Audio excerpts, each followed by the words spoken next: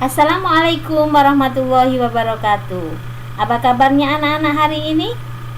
Semoga kalian semuanya selalu dalam lindungan Allah Subhanahu wa taala. Bertemu kembali dengan Bu Eli, masih pada pembahasan seperti yang kemarin, yaitu pada bab 5, penyiaran Islam periode Mekah.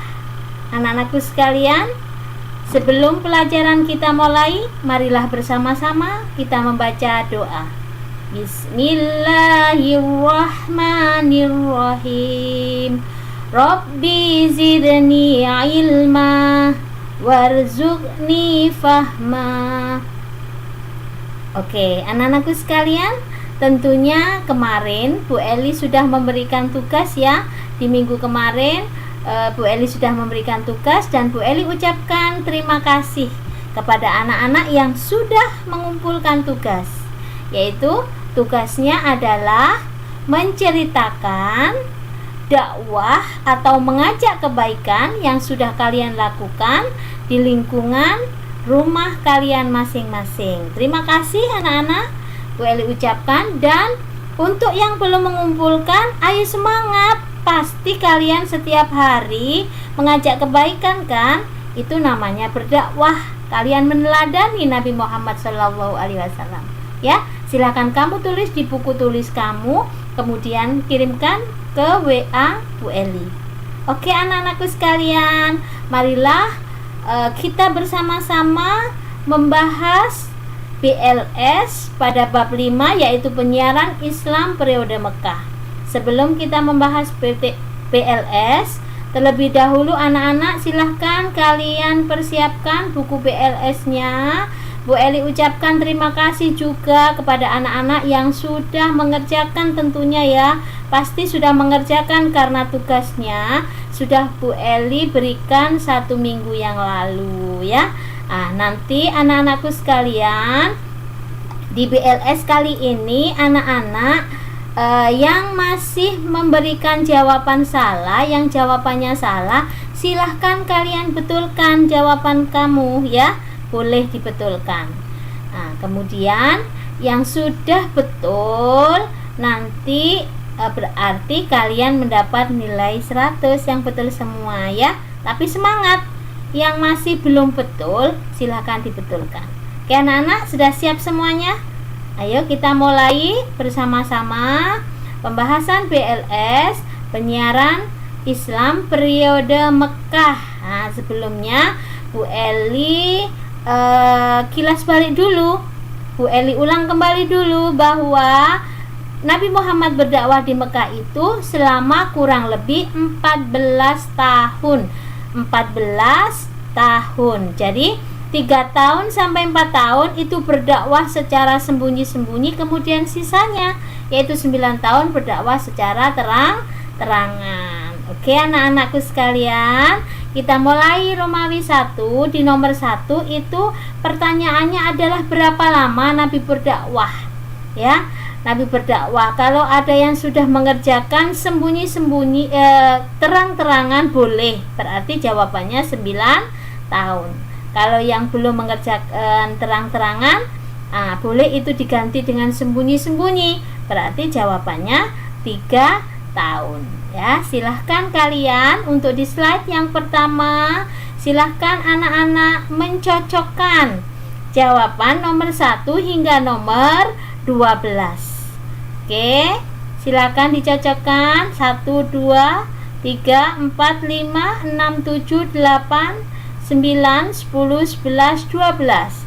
Terima kasih. Good untuk yang sudah 100 di nomor 1 sampai 12. Slide berikutnya anak-anakku sekalian, di nomor 13 hingga nomor 25. Silahkan kamu cocokkan jawabannya. Nomor 13 jawabannya Al-Arqam, yaitu nama sahabat Nabi yang tempat atau rumahnya ditempati untuk berdakwah. Nomor 14 Syafa. Nomor 15 Bilal bin Rabah adalah nama budak yang masuk Islam pertama kali. 16 adalah Abu Bakar, yaitu sahabat Nabi yang pertama kali menyatakan dirinya masuk Islam. 17 Umayyah itu adalah majikan Bilal. 18 terang-terangan. 19 Bani Hashim, yaitu suku dari Nabi Muhammad. 20 Abu Lahab, salah satu paman Nabi yang menentang dakwah Nabi. 21 Abu Thalib, kebalikannya Abu Lahab, sama-sama paman Nabi Muhammad, tetapi Abu Thalib ini mendukung dakwah Nabi Muhammad. 22 Syafa itu adalah nama sebuah bukit. Yang 23 adalah menyebarkan fitnah, yaitu yang dilakukan oleh Abu Lahab dan istrinya. 24 Abu Jahal itu sama dengan Abu Lahab, yaitu paman Nabi Muhammad yang menentang dakwah Nabi Muhammad.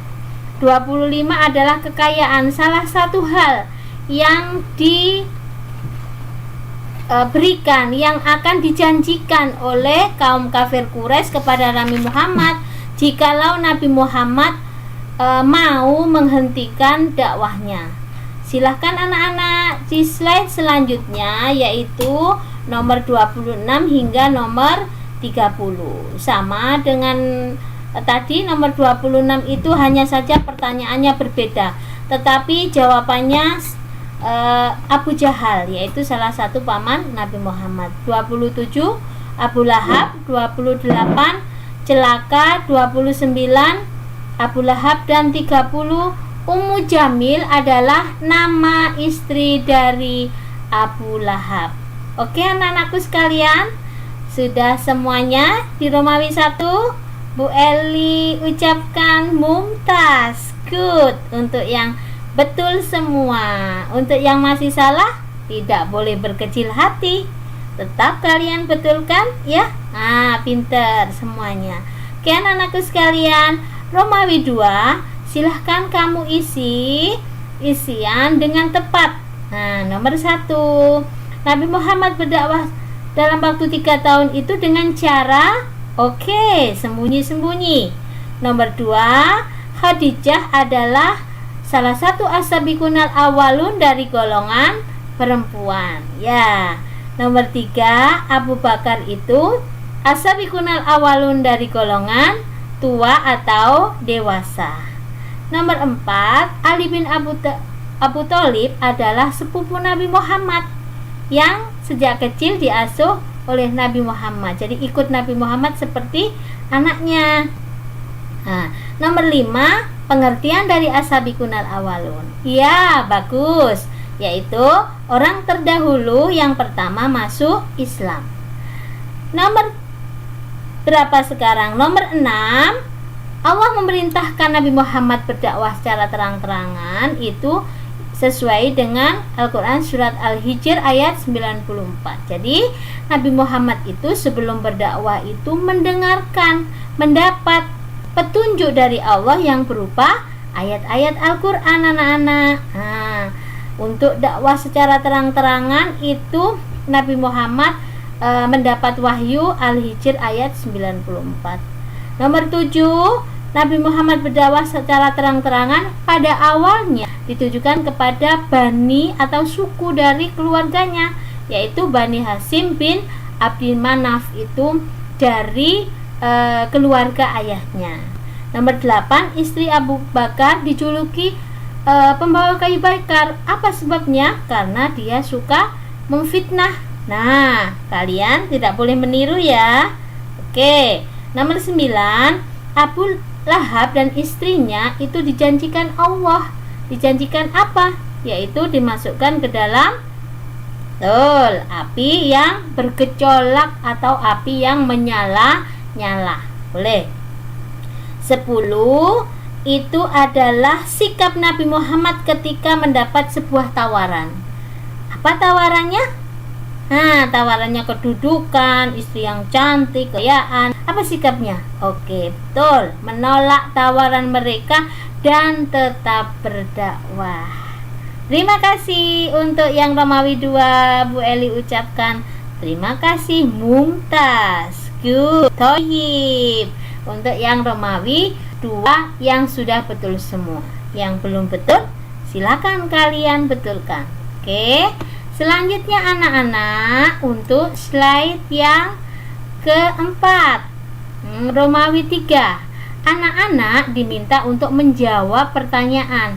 Anak-anakku sekalian yang Bu Eli sayangi, boleh kalian menjawab dengan kalimat kalian, ya. Tidak harus sama dengan yang Bu Eli berikan. Ini di slide-nya Bu Eli tidak harus sama. Yang penting esensinya atau intinya itu sama, gitu ya. Oke, anak-anak, jadi diteliti kembali. Nanti kalau sama intinya itu ndak apa-apa, sudah betul ya. Nah, nomor 1 pertanyaannya itu sama dengan pertanyaan di Romawi 2 nomor 5. Nah, apa artinya asabiqunal awalun? Oke, anak-anakku sekalian, ya betul. Jawaban kalian betul, terima kasih. Orang yang mempercayai dakwah Nabi Muhammad dan menyatakan dirinya masuk Islam. Jadi orang yang mau menerima ketika Nabi Muhammad mengajak masuk Islam, mengajak menyembah Allah, dan mengajak mempercayai Muhammad itu utusan Allah. Orang itu percaya, berarti orang itu yang disebut asabiqunal awalun. Ada beberapa orang ya. Silakan kalian baca buku Tarikh Islam. Untuk yang nomor 2, apa alasannya Nabi berdakwah secara sembunyi-sembunyi? Nabi Muhammad alasan berdakwah secara sembunyi-sembunyi agar tidak diketahui oleh orang kafir Quraisy, anak-anak. Karena apa? Karena pada waktu itu masyarakat Mekah itu masih banyak yang menyembah berhala, sehingga ketika Nabi Muhammad mengajak menyembah Allah, itu masih banyak yang belum mau dan masih banyak yang menentang, sehingga orang yang mau masuk Islam itu keselamatannya terganggu, keselamatannya terancam. Oleh karena itu Nabi Muhammad dakwahnya itu secara sembunyi-sembunyi dulu di keluarganya, teman-temannya, sahabat dekatnya, seperti itu ya. Jadi itu anak-anak tujuannya. Nomor 3, mengapa istri Abu Lahab mendapat julukan pembawa kayu bakar? Ya, tadi sama ya, ada di soal Romawi 2. Apa anak-anak alasannya? Karena apa? Oke, karena istri Abu Lahab yang bernama Ummu Jamil itu suka memfitnah, suka menjelek-jelekan Nabi Muhammad ya. Anak-anakku sekalian, jangan sampai menirunya ya.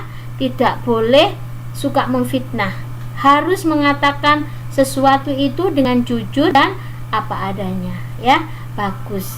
Anak-anak, yang nomor 4, apa yang dikatakan Nabi Muhammad ketika orang kafir Quraisy itu juga menawarkan kepada Nabi Muhammad. Nabi Muhammad diberi penawaran, akan diberi kedudukan yang tinggi, akan diberi istri yang cantik, dan akan diberi kekayaan yang banyak.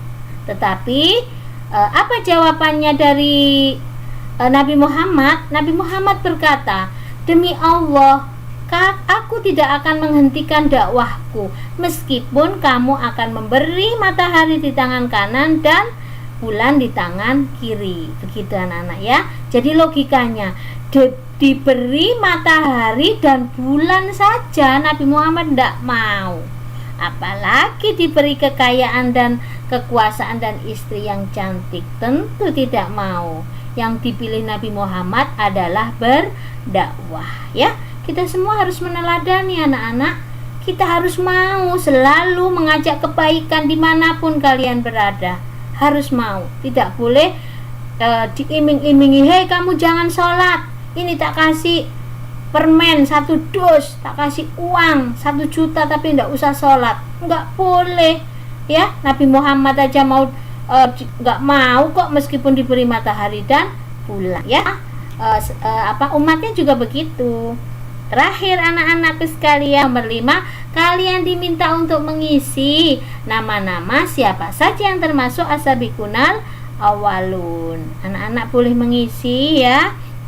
Kalau kolomnya tidak cukup boleh di bawahnya ya. Dari golongan anak-anak diantaranya adalah Ali bin Abi Thalib, ya, Zaid bin Harisah. Untuk yang golongan tua atau dewasa, salah satunya adalah Abu Bakar, Utsman bin Affan, Zubair bin Awam, dan lain sebagainya. Untuk yang golongan wanita adalah Khadijah istrinya dan Fatimah binti Khattab, yaitu adik dari Umar bin Khattab. Pada waktu itu Umar, kakaknya Fatimah, itu belum masuk Islam dan dia adalah salah satu orang yang memusuhi Nabi Muhammad. Umar itu adalah orang yang kuat, orang yang pandai, tapi kala itu masih belum masuk Islam, ya. Itu kakak Fatimah binti Khattab. Kemudian dari golongan budak yaitu Bilal bin Rabah yang terkenal dengan suaranya yang sangat merdu. Dia adalah orang pertama kali yang mengumandangkan Al-Quran. Oke anak-anakku sekalian, kita sudah selesai membahas BLS mulai dari Romawi 1, Romawi 2 hingga Romawi 3. Semoga pertemuan kita kali ini mendapat rahmat dari Allah, menjadi ilmu yang bermanfaat, ya. Bu Eli ucapkan terima kasih Mumtaz untuk anak-anak yang sudah menjawab semua dengan benar, ya. Berarti nilai kalian 100, ya. Nah, walaupun Bu Eli tidak langsung menilainya, tetapi Bu Eli percaya kalian anak-anak yang jujur, ya. Jadi yang sudah mendapat 100 tidak boleh tidak membacanya, tetap harus dipelajari lagi, ya. Minggu depan kita akan ulangan. Siap anak-anak, ya? Silahkan kalian baca buku bahan ajar Tarikh dan juga BLS-nya, ya. Nanti pertanyaan-pertanyaan semua jawabannya ada di situ. Oke anak-anakku sekalian, Bu Eli cukupkan pertemuan kita kali ini. Marilah bersama-sama kita membaca Alhamdulillahirabbil alamin. Subhanakallahumma wa bihamdika asyhadu alla ilaha illa anta astaghfiruka wa atubu ilaik. Terima kasih anak-anakku sekalian. Assalamualaikum warahmatullahi wabarakatuh.